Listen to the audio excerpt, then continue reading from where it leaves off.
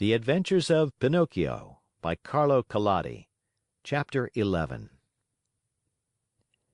In the theater, great excitement reigned. Fire Eater, this was really his name, was very ugly, but he was far from being as bad as he looked. Proof of this is that, when he saw the poor Marionette being brought in to him, struggling with fear and crying, "I don't want to die! I don't want to die!"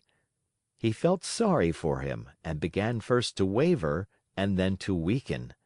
Finally, he could control himself no longer and gave a loud sneeze. At that sneeze, Harlequin, who until then had been as sad as a weeping willow, smiled happily and leaning toward the Marionette, whispered to him: "Good news, brother mine! Fire Eater has sneezed and this is a sign that he feels sorry for you. You are saved." For be it known that, while other people, when sad and sorrowful, weep and wipe their eyes, Fire Eater, on the other hand, had the strange habit of sneezing each time he felt unhappy. The way was just as good as any other to show the kindness of his heart.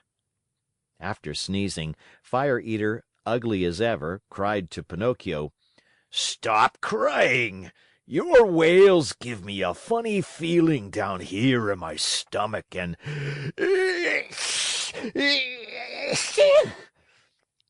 Two loud sneezes finished his speech. "God bless you," said Pinocchio. "Thanks.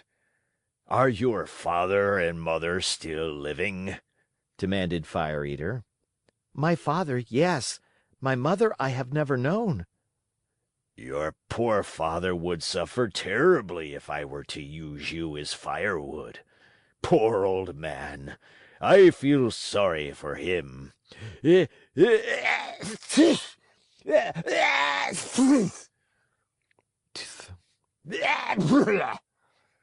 Three more sneezes sounded louder than ever.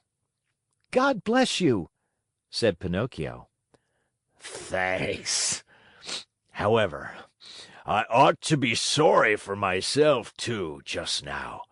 My good dinner is spoiled. I have no more wood for the fire and the lamb is only half cooked.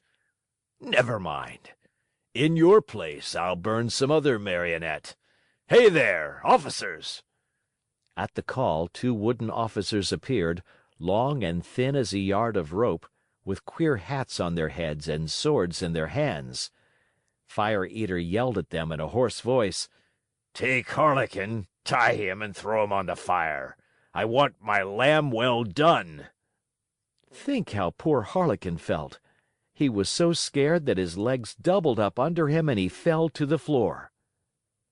Pinocchio, at that heartbreaking sight, threw himself at the feet of Fire Eater and, weeping bitterly, asked in a pitiful voice which could scarcely be heard: "Have pity, I beg of you, signore." "There are no signori here." "Have pity, kind sir." "There are no sirs here." "Have pity, your Excellency." On hearing himself addressed as Your Excellency, the director of the Marionette Theater sat up very straight in his chair, stroked his long beard, and becoming suddenly kind and compassionate, smiled proudly as he said to Pinocchio: "Well, what do you want from me now, Marionette?" "I beg for mercy for my poor friend Harlequin, who has never done the least harm in his life." "There is no mercy here, Pinocchio. I have spared you. Harlequin must burn in your place. I am hungry, and my dinner must be cooked." "In that case," said Pinocchio proudly as he stood up and flung away his cap of dough, "in that case, my duty is clear. Come, officers, tie me up and throw me on those flames. No, it is not fair for poor Harlequin, the best friend that I have in the world, to die in my place." These brave words, said in a piercing voice, made all the other Marionettes cry. Even the officers, who were made of wood also, cried like two babies. Fire Eater at first remained hard and cold as a piece of ice. But then, little by little, he softened and began to sneeze. And after 4 or 5 sneezes, he opened wide his arms and said to Pinocchio: "You are a brave boy. Come to my arms and kiss me." Pinocchio ran to him, and scurrying like a squirrel up the long black beard, he gave Fire Eater a loving kiss on the tip of his nose.